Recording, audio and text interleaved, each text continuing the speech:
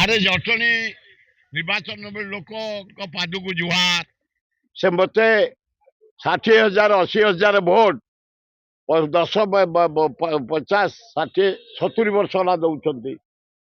ଗଲାଥର ମୁଁ ଠିଆ ହେଲିନି, ଦି ପୁଅଙ୍କୁ ଛାଡ଼ିଦେଲି, କଂଗ୍ରେସ ପଳେଇଛି।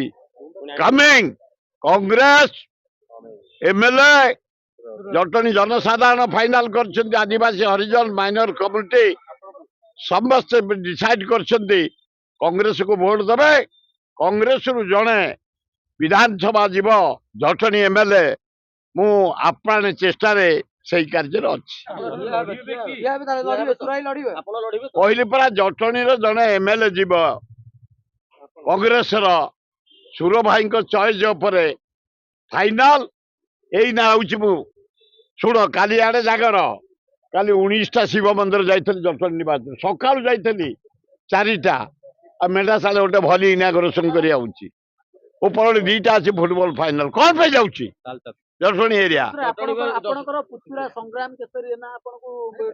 କିଏ ସେଗୁଡାକୁ ହିସାବ କରେ? ସେଗୁଡା 2 ଟଙ୍କିଆ ଓଡଶ ଓଡଶ ପିମ୍ପୁଡି ଆରି ଉପରେ କହିବ। ୟା ପୂର୍ବରୁ ଲଢିଥିଲେ ସେ 1,500 2,000 ଭୋଟ ପାଇଥିଲେ। ଓଡଶ ପିମ୍ପୁଡି ବୋଲି ତ ଲୋକେ କହନ୍ତି। ସେଗୁଡାକ ବିଷୟରେ ତମେ କହୁ, ତାଙ୍କ ନାଁ ଧରିନି କହୁଛ।